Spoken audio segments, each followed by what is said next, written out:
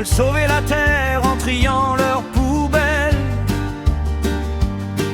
enflamment les réseaux de slogans indignés, s'inventent des vertus qui manquaient aux aînés, puis réservent un avion pour 3 jours aux Seychelles. La décroissance attend, le livreur est en bas,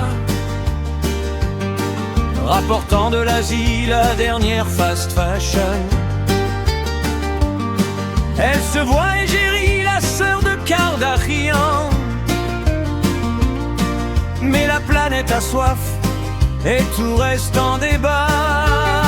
Les écolos du dimanche, dans leur chemise en coton bio et toute blanche, roulent propre en semaine, dédaignent steak tartare. Puis citoyens du monde, avant d'être touristes, font de toute oppression leur combat féministe et verdissent nos villes avant qu'il soit trop tard.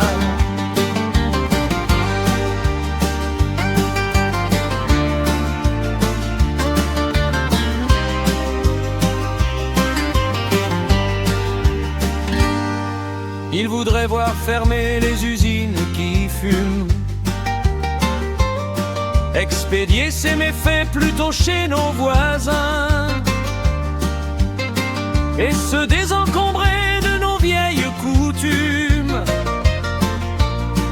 au risque de faire fuir nos derniers magasins.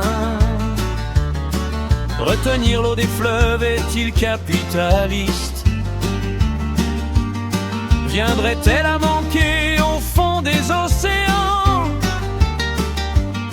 La cause a son héros, le tableau son artiste. Après tout, une idée vaut mieux que le néant.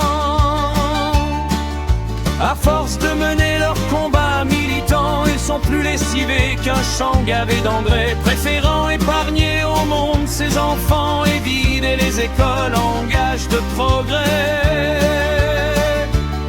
Du climat qui devient trop sec ou trop pluvieux, les multinationales en seraient bien la cause.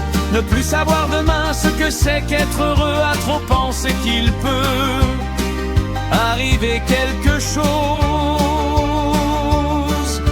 L'autre jour j'ai croisé d'anciennes connaissances,